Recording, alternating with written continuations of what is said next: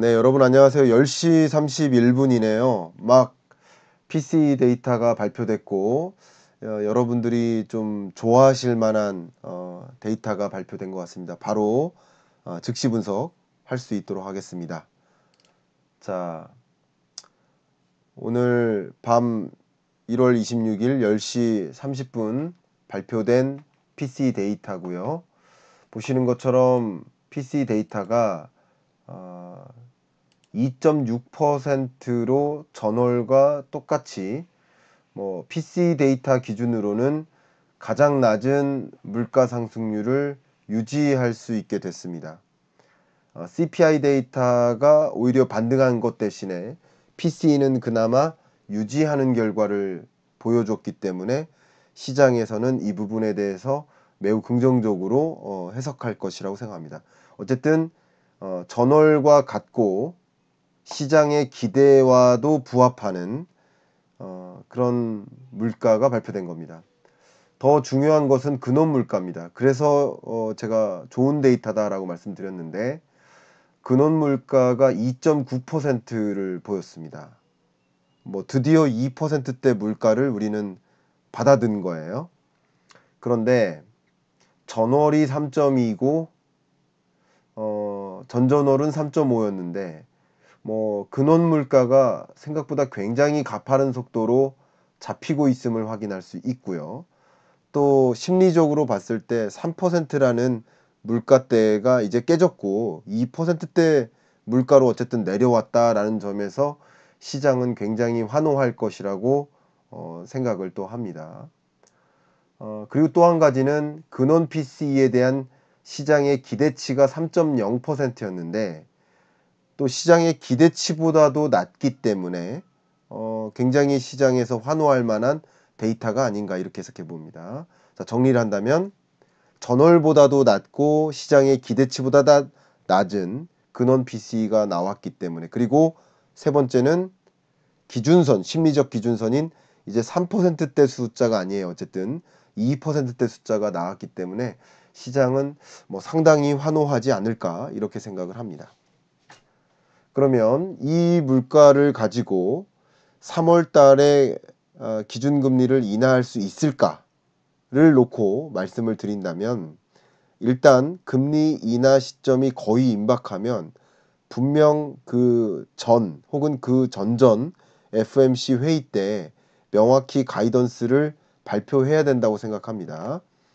그러면 1월 31일 날 있을 FOMC 회의 때 가이던스를 얘기할 것인가, 3월에 금리 인하 할 것처럼 강하게 금리 인하 가능성을 이야기할 것인가, 그 부분에 대해서 제가 의견을 드린다면 그렇진 못할 것이다. 저는 그렇게 생각합니다. 근데 어쨌든 오늘의 데이터는 금리 인하에 대한 기대감을 조금 더 키울 것이고, 금리 인하에 대한 기대감이 커지는 만큼 주식시장에, 외환시장에 작용할 거라고 봅니다.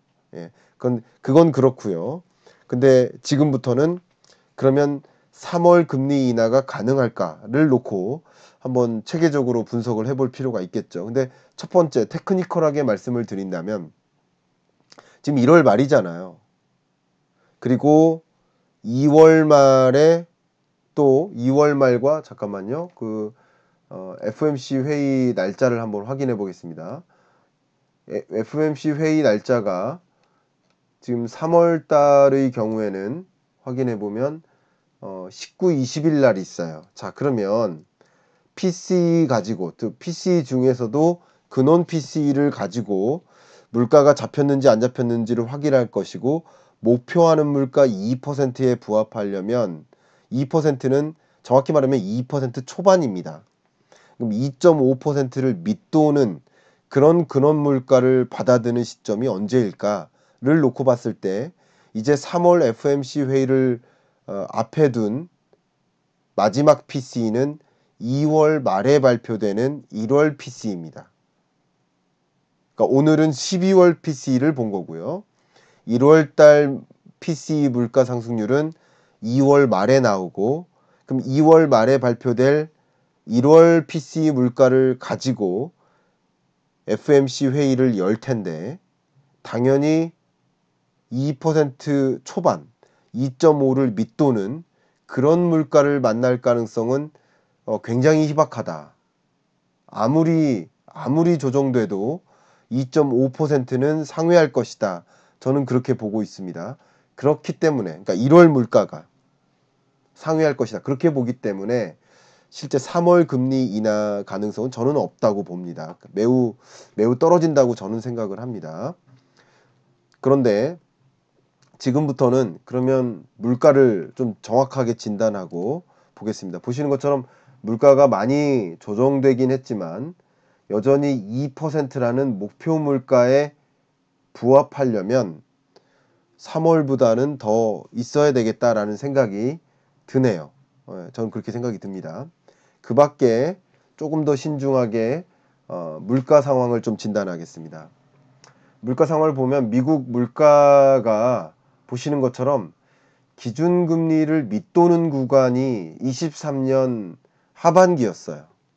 그러니까 23년 하반기부터 CPI든 근원 CPI든 PC든 근원 PC든 뭐든 간에 역시 이 물가 상승률이 목표 물가 2% 밑으로는 안 갔지만 기준금리 밑으로는 갔습니다.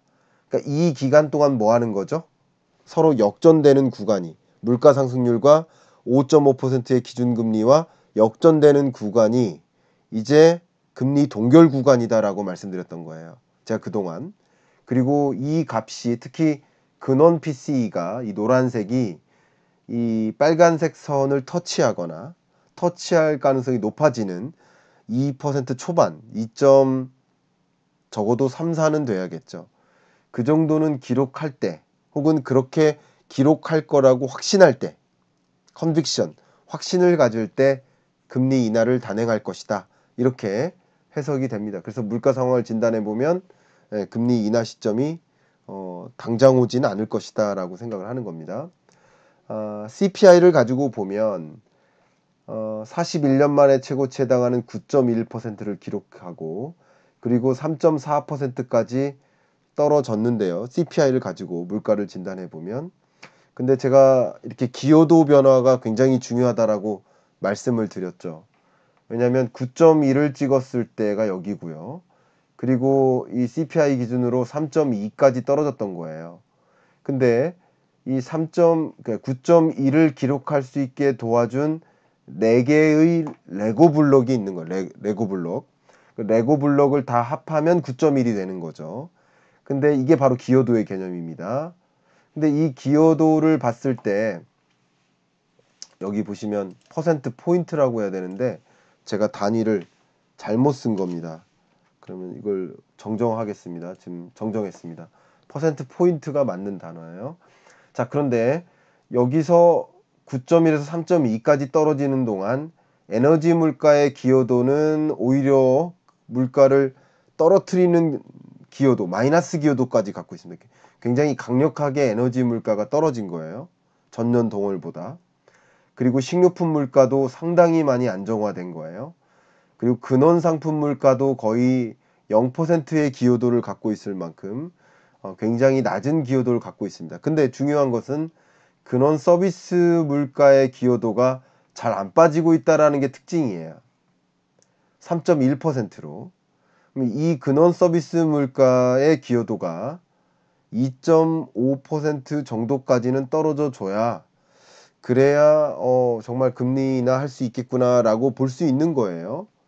근데 이 근원 서비스가 떨어지지 않는 이유는 뭘까요? 구독자님도 질문 주셨습니다만 이 식료품 물가는 굉장히 원자재 가격에 탄력적으로 움직이겠죠.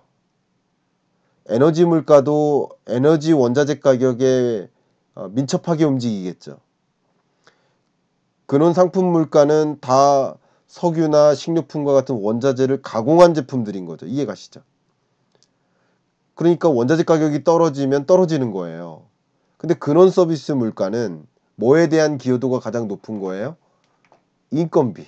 제가 하도 많이 말씀드려가지고 인건비의 기여도가 굉장히 큽니다. 그리고 집값, 쉘터라고 하죠.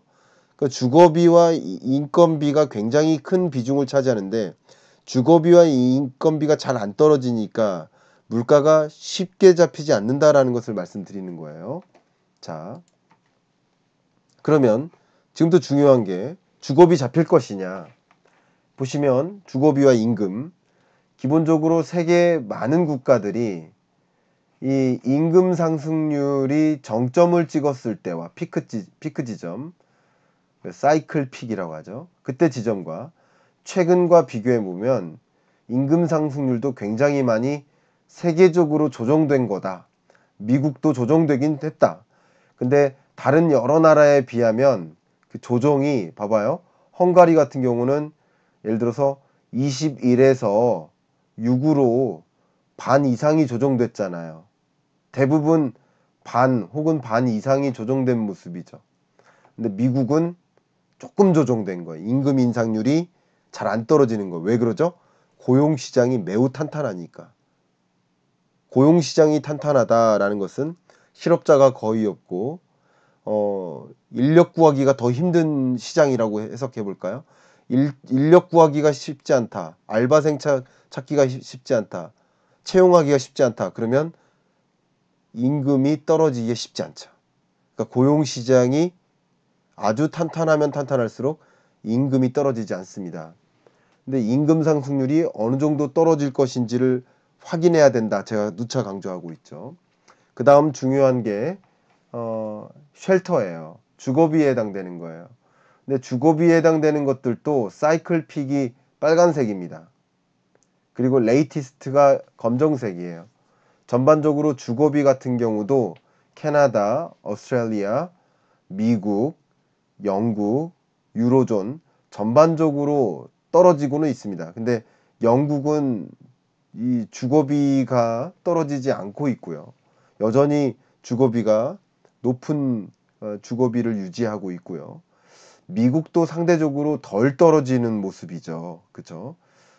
어쨌든 떨어지는 모습은 매한 가지예요. 세계적으로. 그러나 덜 떨어지고 있다. 이렇게 설명을 드릴게요. 그런 것들이 미국 물가가 어쨌든 주거비가 확 떨어져야 되거든요. 그리고 인건비가 사실은 뭐 좋은 표현은 아니지만 인건비가 임금이 확 떨어져 줘야만 어쩌면 금리를 인하할 시점이 온다라고 보는 거예요. 그러니까 이 금리 인하를 기다리는 그 구간도 굉장히 가혹하다고도 볼 수 있는 거죠. 이렇게 물가를 좀 진단해 볼 수 있겠습니다. 또 두 번째, 물가 진단과 경기 진단까지 다 하고 그러고서 제가 금리 인상 스탠스에 대한 의견을 드려볼 수 있도록 하겠습니다. 볼게요. 미국 경기 상황 진단이에요. 오늘 발표됐죠. 미국 경기가 다음 장부터 살짝 볼까요? 3분기가 4.9%였어요. 그리고 4분기 속보치가 3.3%입니다. 앞으로 다시 가볼게요. 그러니까 4.9, 3.3으로 전월보다는 둔화됐어요. 근데 시장의 23년 4분기 성장률에 대한 기대치가 대략 2%대였죠. 그랬는데 시장의 기대치를 훨씬 초과한 3.3%를 기록한 겁니다. 이 보시면 개인 소비 지출도 견고하고 여기 보시면 순수출도 또 굉장히 좋아졌어요. 정부 지출도 나름 있고요. 민간 투자도 유지되고 있어요. 그러니까 미국 경제가 어쨌든 3분기보다는 성장세가 조금 주춤해지는 흐름이라고 볼 수 있겠지만 어쨌든 시장의 기대로는 4분기부터 많이 무너질 거야 이렇게 생각했는데 무너지기보다는 그냥 좀 둔화되는 아직도 좀 강한 그런 모습을 보인다 이렇게 해석을 하시면 도움이 되겠습니다. 그럼 미국 경기 상황은 어떨까? 지금 IB뱅크는 주로 보시는 것처럼 이번에 3.3을 기록하고 24년 1분기부터 좀 많이 조정된다. 그리고 24년 1, 2분기 정도에 소위 좀 경기 침체당하는 그런 경기의 강한 둔화죠. 경기 둔화의 모습이 좀 강하게 나타날 것이다. 이렇게 판단하고 있어요. 그러면 이렇게 강하게 경기가 둔화된다 그러면 금리 인하를 언제 해야 돼요? 그 지점에 해야 되겠죠. 강한 경기 둔화를 막아야 되니까. 그러니까 좀 더 IB뱅크는 경기 침체가 강하게 올 거라고 전제하고 금리 인하가 필요하다고 보는 거예요. 그러니까 미국 경기를 진단할 때 경기가 지금까지는 호황인데 24년 1분기부터 안 좋아질 거야 라고 보니까 24년 1분기 혹은 2분기 늦어도 애는 금리 인하 해야 돼 라고 생각하고 있는, 그렇게 진단하고 있는 거예요. IB뱅크가 의사라고 한다면 사람 몸을 보고 금리 인하 2분기에는 늦어도 해야 돼, 그래도 1분기에 하는 것도 좋아, 이런 식으로 그 몸을 진단하는 의사인 거예요, 이 IB뱅크는. 저랑은 진단이 다르죠. 예를 들면 바클레이스도 3월에는 금리 인하 해야 돼. 뱅크 오브 아메리카도 그렇고요. GS 골드만삭스입니다. 이 GS 광석힘 아니에요. 이 GS도 5.25로 3월에 금리 인하 할 거라고 전망하는 거예요. UBS도 마찬가지. 그러나 전반적으로는 이제 5.5입니다. 다시 말하면 이제 평균적으로는 1분기에 3월 달에 금리 인하할 가능성은 없겠다, 이렇게 포기하는 흐름이에요. 근데 제가 CPI 설명드릴 때만 해도 이 IB뱅크의 평균치가 1분기부터 금리 인하할 거라고 생각했거든요. 그리고 그게 시장의 기대치인 겁니다. 아시겠죠? 패드워치상에서 볼 수 있는 그런 개념하고 비슷해요. 시장의 기대치가 3월 달에 금리 인하할 거라고 생각했기 때문에 11, 12월에 나름의 산타랠리 비슷한 흐름을 보였던 거예요. 금리 인하에 대한 강한 기대감 때문에. 물론 오늘 발표된 PCE 데이터도 그걸 보면 거봐 내 말 맞지? 물가 또 떨어졌어. 시장의 기대치보다 떨어졌어. 그러니까 3월에 금리 인하 할 거야 라고 좀 더 강하게 믿음이 굳어지는 거라고 생각할 수 있겠습니다. 네, 어쨌든 근데 어쨌든 2분기부터는 금리 인하를 바로 단행해야 돼. 또 단행하는 정도도 굉장히 크네요. 그죠? 이 정도로 금리 인하를 대대적으로 해야 돼 라고 생각하는 이런 경로는 1, 2분기, 24년 1, 2분기 경기가 하드랜딩에 가까운 그런 모습을 보일 거라는 나름의 이 IB뱅크들의 판단이라고 볼 수 있겠습니다. 아시겠죠? 자, 그런데 이거는 IB뱅크의 판단이고요. 제가 입술이 좀 텄나요? 여기 이렇게 입술이 텄나 봅니다. 보기 안 좋아도 좀 양해를 구하겠습니다. 그런데 제가 생각하는 경제의 흐름과 경기 판단과 그리고 제가 생각하는 금리 인하 시점은 왜 그러냐. 그러니까 저는 IB뱅크와 연준의 생각은 다르다. 동상이목이다 라고 생각을 합니다. IB뱅크는 조금 더 투자를 유인하기 위해서 투자자들한테 자 이제 우리 ETF 좀 사 하는 그런 투자 의견을 제시하기 위해서 투자에 더 유인시키기 위한 움직임으로써 조금 더 금리 인하 시점을 가까이 생각하는 경향이 있어요. 그리고 IB뱅크들 여러분 기억하시죠? 2023년 내내도 이맘때부터 금리 인상 끝났다라고 계속 의견을 발표했잖아요. 그랬다가 2월 되니까 금리 인상 안 끝났네. 또 3월 달에 금리 인상 끝났다 또 발표해요. 근데 또 3월 말이나 4월 달에 보니까 금리 인상 안 끝났네.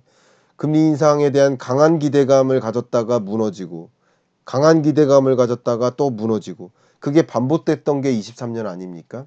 그리고 24년에는 실제 금리 인하가 있기 전 약 24년 상반기 동안에는 금리 인하에 대한 강한 기대감이 형성되면서 주가가 좀 좋아지다가 그 기대감이 또 꺾이면서 주가가 또 조정되는, 금리 인하 그러니까 금리 인상 종료에 대한 기대감이 23년이었다면 24년은 금리 인하 기대감이 주가를 올리고 기대감이 꺾이면서 주가가 또 무너지는 그런 것들이 반복되는 게 24년 상반기까지 있는 일이다 라고 말씀드립니다. 근데 저는 왜 기조가 다르느냐, 저는 계속 말씀드리지만 이건 투자은행들 시장의 기대인 거고요. 시장의 기대와 파월은 다르다, 연준은 다르다, 파월의 마음을 읽어라 이 말씀을 드리죠. 두 가지를 같이 비교하면서 주식시장의 움직임을 보셔야 된다 이렇게 말씀드리죠. 그 근거를 좀 말씀드리겠습니다.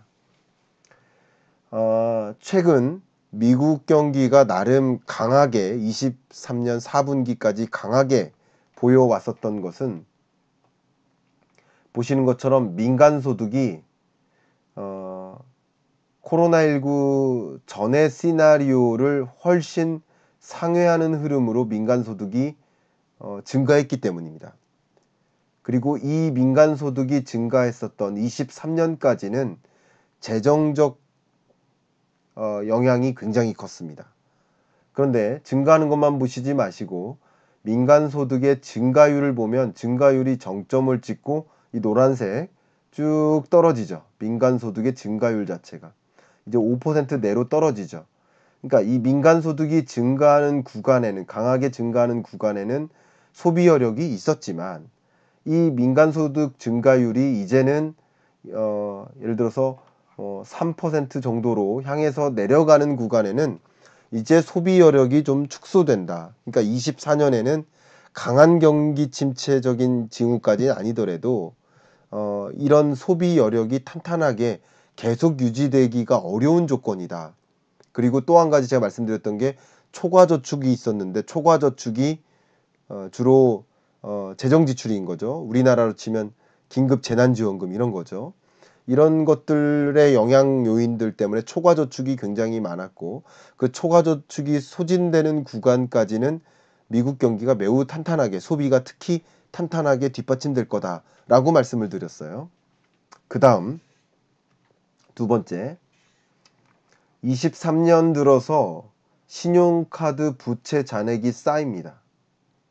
이 부채 잔액이 쌓이는 구간이 이제 뭐 초과저축이 소진되는 계층들을 중심으로 부채 잔액이 쌓이는 거죠. 결국 부채 잔액이 이렇게 쌓이는 구간은 그동안의 소비가 뒷받침되고 미국 경기가 나름 뒷받침되는 현상을 보여줘요. 근데 이미 부채에 의존해서 소비를 했다라고 한다면 24년에도 그 소비 수준을 유지하기가 어렵다라는 것을 우리는 이해케 됩니다. 이해가시죠? 그렇기 때문에 미국 경기의 흐름이 이렇게 강한 노랜딩에 가까운 흐름을 계속 유지하기는 어렵다. 하드 랜딩까지는 아니지만 소프트 랜딩 어느 정도의 연착륙은 있을 것이다라고 저는 보고 있습니다. 하드 랜딩까지는 아니라는 거죠. 그렇다고. 왜냐하면 뒷받침 되니까 여기까지도. 또 뭐 가계 저축률이라든가 뭐 자산 비율이라든가 이런 여러 가지 면에서도 과거에 뭐 정점을 찍고 이제 상당히 둔화되는 흐름을 보시면 이제 자산 효과라든가 저축 효과 이런 것들이 이제 24년에는 제약적으로 작용할 것이다. 이렇게 저는 전망을 합니다. 마지막으로 최근 뭐 대출 잔액도 쌓였고 앞에 말씀드렸던 것처럼 그리고 미국의 상업용 부동산 시장의 공실이 좀 크거든요. 그런 것들로 인해서 금융부실의 우려도 또 생겨요. 그렇기 때문에 그걸 알고 금융기관들이 어때요? 대출 기준을 강화해요.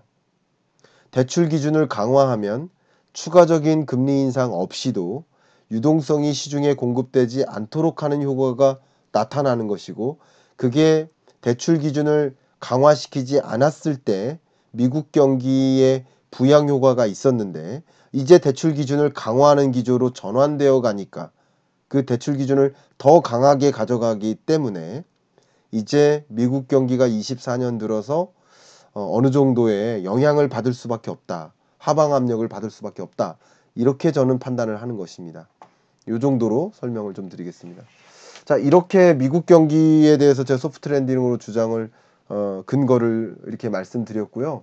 이제 제가 여러분들께 드려야 될 말씀은 시장이 어떻게 생각하고 있나, 시장이 그러면 금리 인하를 어떻게 생각하고 있나, 오늘 PC 발표 내용을 가지고 어떤 의견을 갖고 있나를 좀 확인을 해봐야 되는데요. 보시면 일단 1월 31일 물론 이제 한국 시간으로는 2월 1일일 겁니다. 2월 1일 아침 새벽에 제가 4시에 또 일어나서 이렇게 즉시 분석을 해드리겠습니다만 금리 인상은 없고 끝난 거죠. 금리를 동결할 것이다 라고 97.4%가 굳게 믿고 있어요.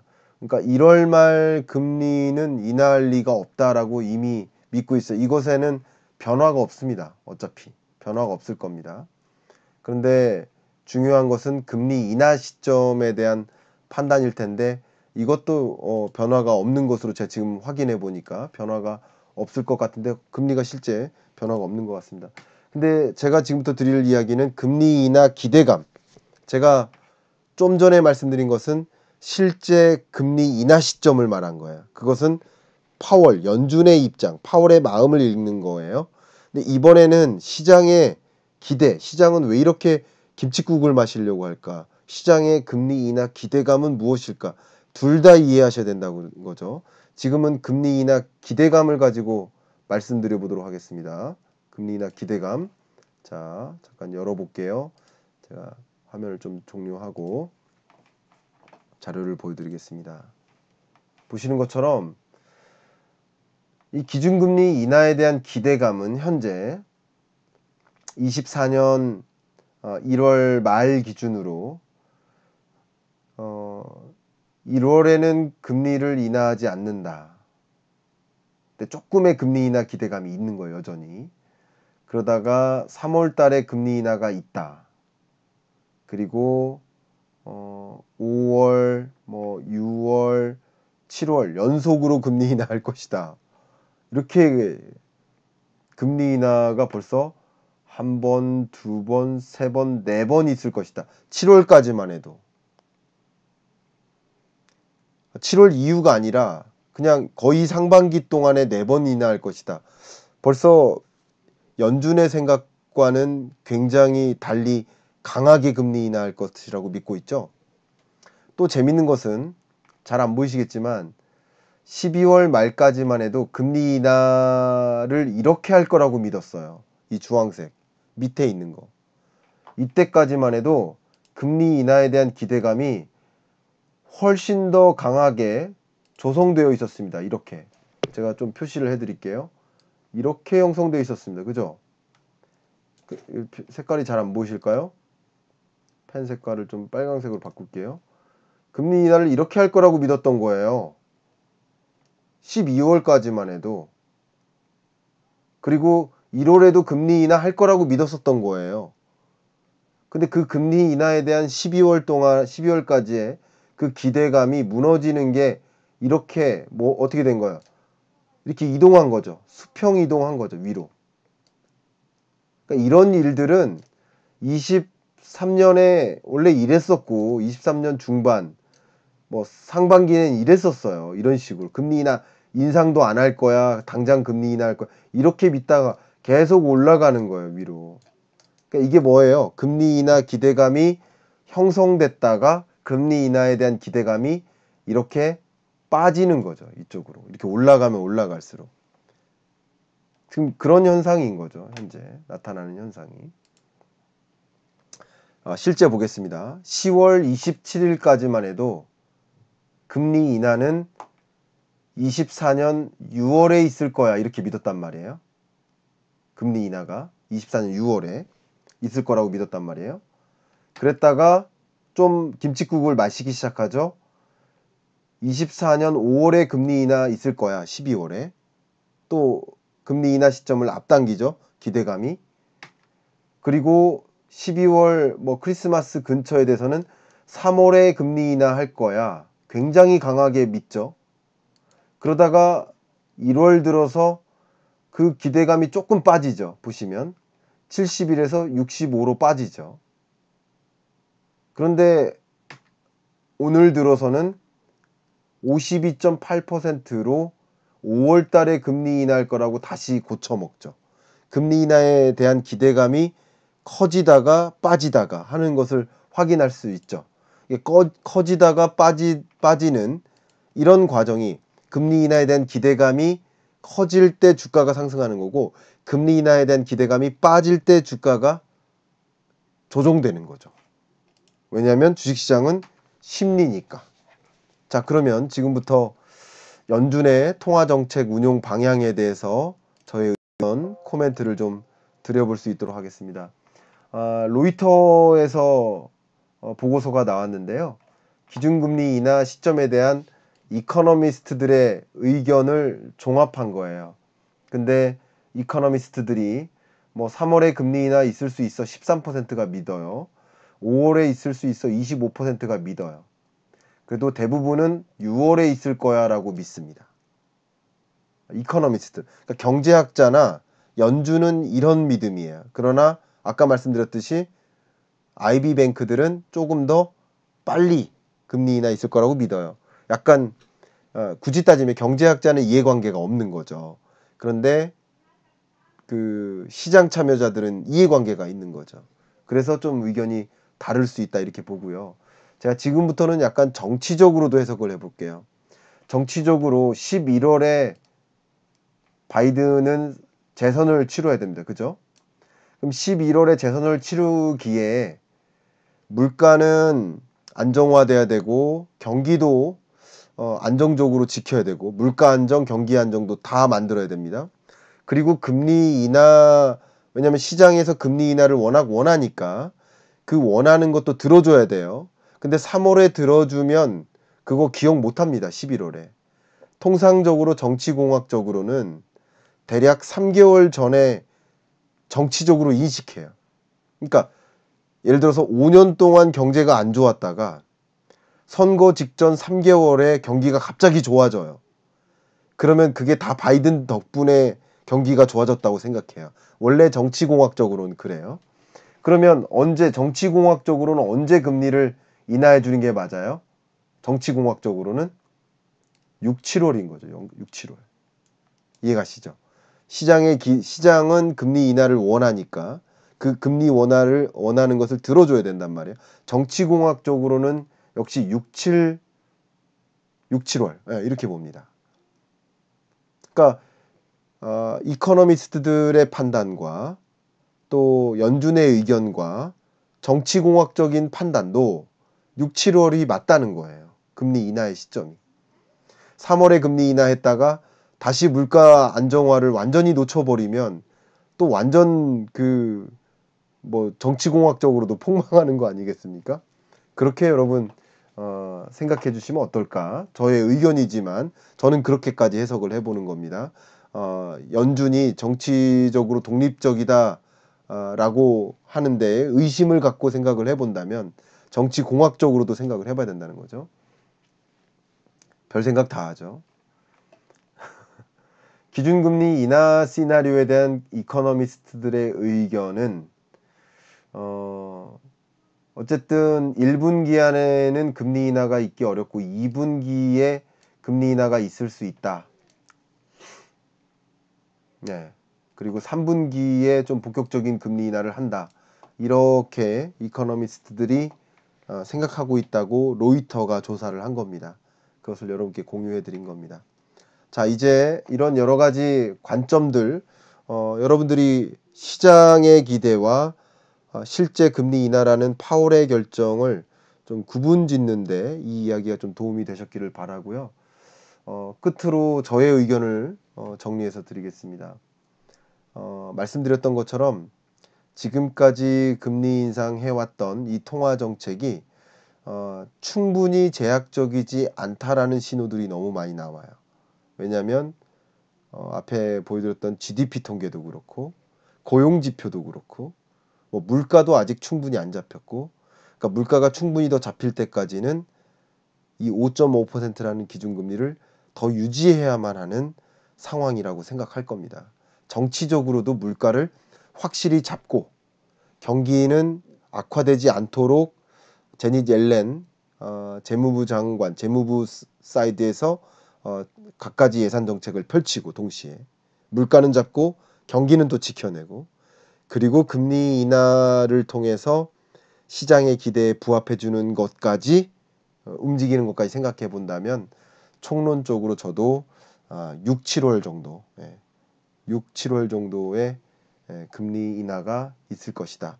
그러면 6, 7월이 되기 전까지는 6월이 되기 전까지는 금리 인하에 대한 강한 기대감과 또 그 기대감이 이렇게 꺼지는 과정이 반복될 것이다. 이렇게 설명을 드리겠습니다. 답변이 좀 되셨습니까? 마지막으로 이제 공지를 한다면 보시는 것처럼 1월 31일 날 FOMC 회의 결과가 발표되고요. 한국 시간으로는 2월 1일이죠. 새벽 3시 반인가요? 4시인가요? 그때 또 즉시 분석해 드릴 것이고요. 우리나라는 이제 지금으로부터 2월에 있는 거죠. 한 달 정도 뒤에 있는 거죠. 당연히 이 결과를 지켜볼 겁니다. 그러나 이때는 어쨌든 동결할 것이라고 확실히 생각하시죠? 한국은행도 금리를 당연히 여기까지는 동결할 겁니다. 네, 3월달 FOMC 회의 때 여기 스타 마크가 있는 것처럼 SEP 경제 전망과 점도표 이런 것들이 동시에 발표되는 게 3월이에요. 그러니까 3월 FOMC가 굉장히 중요합니다. 이때 어떤 가이던스를 어느 정도 보이지 않을까.